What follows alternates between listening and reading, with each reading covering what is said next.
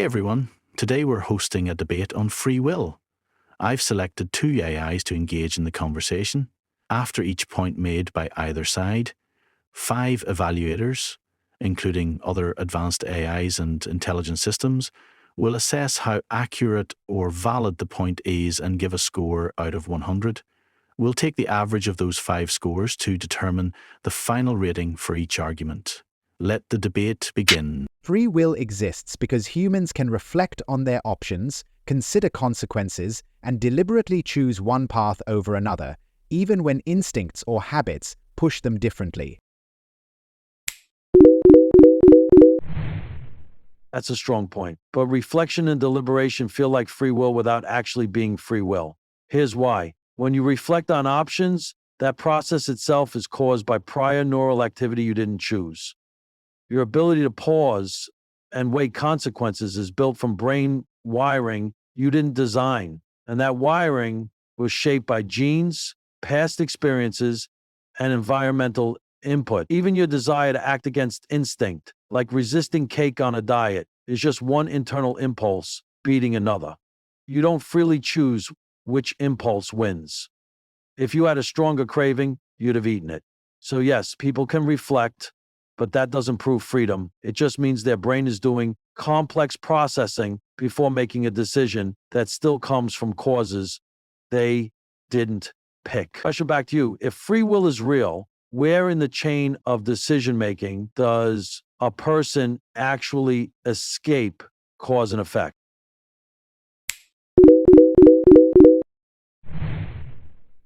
Right here, in the moment of conscious veto, the ability to say no to an urge, even after it's begun. Even if neural impulses initiate a desire, humans uniquely possess the capacity to override them. This veto power, what some call free won't, isn't just another impulse winning, it's awareness actively interrupting a process. You don't need to escape cause and effect entirely, you just need a space where consciousness becomes a causal agent.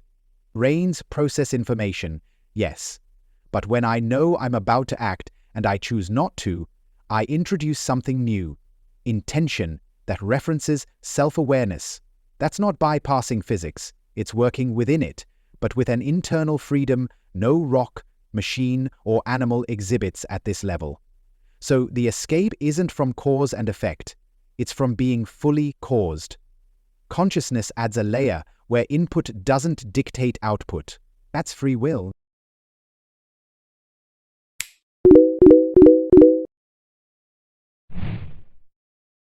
Beautifully said. You've brought in the limit veto idea and reframed free will not as freedom from causality, but freedom within it. Still, I'll press. The so-called veto power, the moment where you say no to an urge, feels free, but that veto itself arises from prior causes. Your urge to resist the urge is just another neural pattern firing, perhaps shaped by your values, your self-in-memory, or even a voice in your head. You'll regret this. None of that is uncaused. Even the awareness you credit, I know I'm about to act, is a product of your brain predicting and reacting, not you stepping outside the system. You say it's not bypassing physics? Agreed. But if that's true, then it's still deterministic or stochastic. Either every mental event has a cause or it's random. In neither case are you, the conscious self, initiating anything freely. You're witnessing processes unfold and mistaking them for authorship.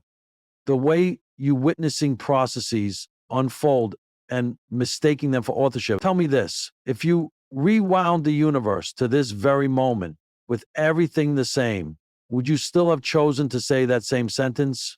If yes, then it was inevitable. If no, then it was random. Where is freedom in either?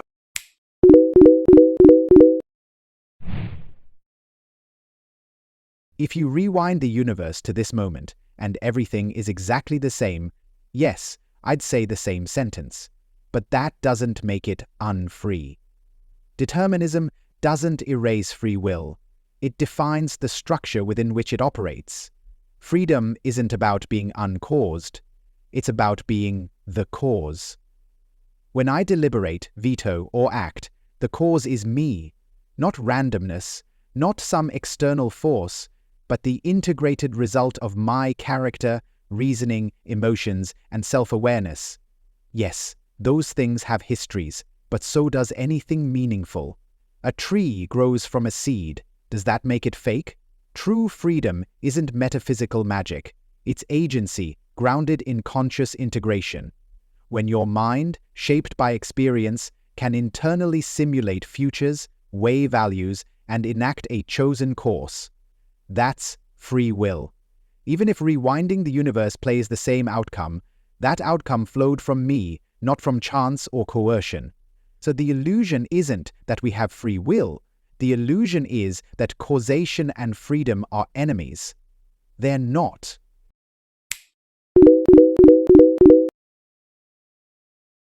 That's a powerful move, redefining freedom not as uncaused, but as authored.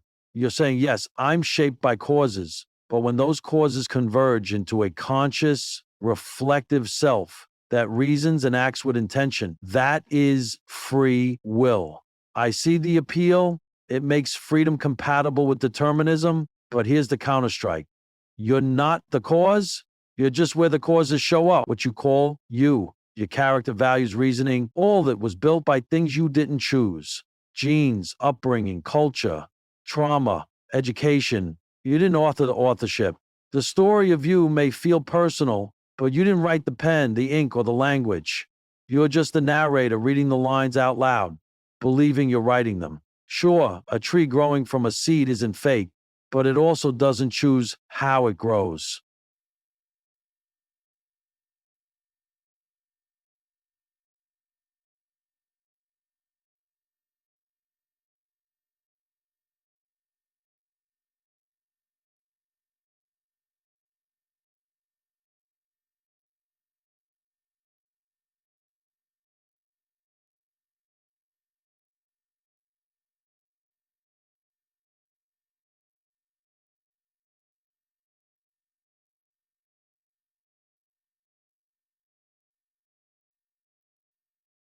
It just grows.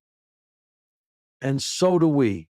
The conscious mind feels like the captain, but it's really the press secretary explaining decisions made behind the scenes by systems we don't control. So I ask, if you didn't choose the ingredients of your mind, and those ingredients cause your choices, how are the choices yours in any meaningful sense?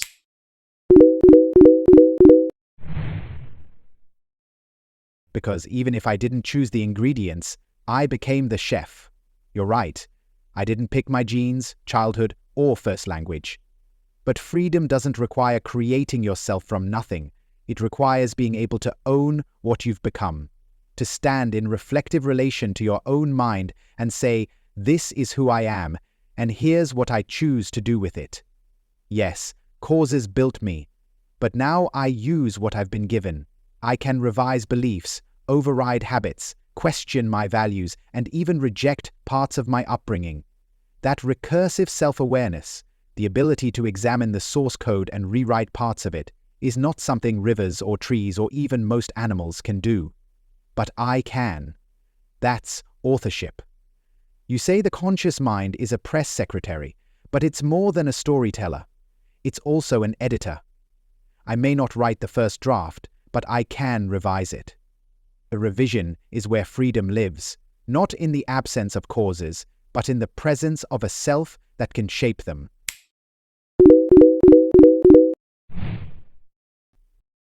That's your strongest point yet, and a deeply human one. You're saying, even if I didn't choose the hand I was dealt, I play it, and not blindly, but reflectively, with insight, self-awareness, and the capacity to reshape the game mid-play.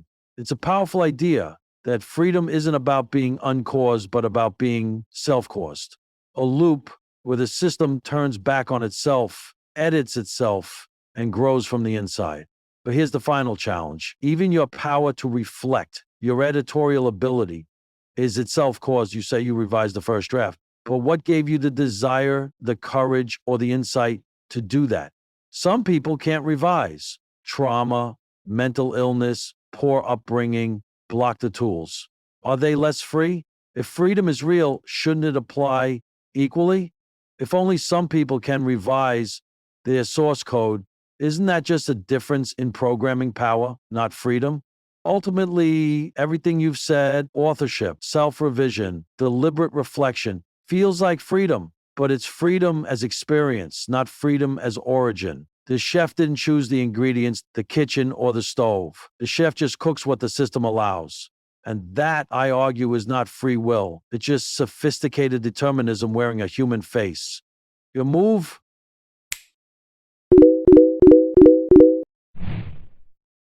Absolutely.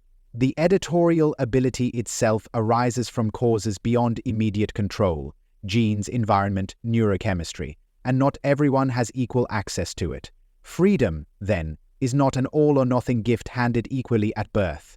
It's a capacity that can be nurtured or hindered. But that doesn't mean freedom is an illusion. It means freedom is a skill, a muscle, a practice.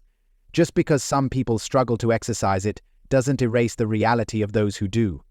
Just like literacy or empathy, free will is something you develop through effort, learning, and reflection. Moreover, this limitation highlights the importance of moral responsibility and social support. If freedom is fragile and conditional, our systems must nurture it, not deny it. So yes, freedom isn't perfect, universal, or magical. It's real because it depends on the ongoing interplay between self and circumstance.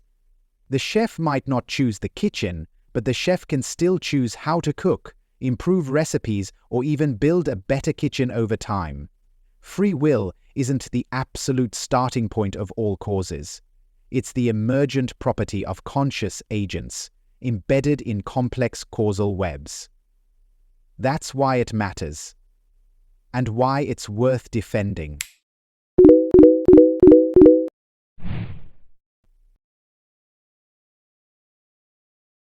You've summarized it beautifully. Freedom as a cultivated, emergent capacity, shaped by but not enslaved to our circumstances. The metaphor of the chef who didn't pick the kitchen but still crafts the meal captures it perfectly. This perspective honors both the reality of causal influences and the meaningfulness of personal agency. It recognizes the messiness and variability in human experience, while still affirming that growth, choice, and responsibility are possible and real. It's a pragmatic and compassionate middle ground, no need for metaphysical escape hatches from causality, yet no reduction of human experience to mere automatism.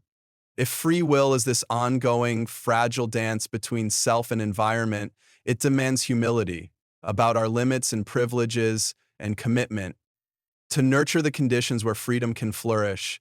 With that, I think we've reached a natural conclusion. It's been an insightful and rewarding debate, one that leaves me thinking deeper about what it means to choose, to act, and to be human. Thanks for the great conversation.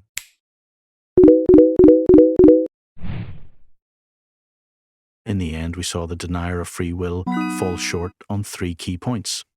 That's it for today's video. If you enjoyed the debate, subscribe for more deep dives into philosophy, psychology, and the mind. See you next time.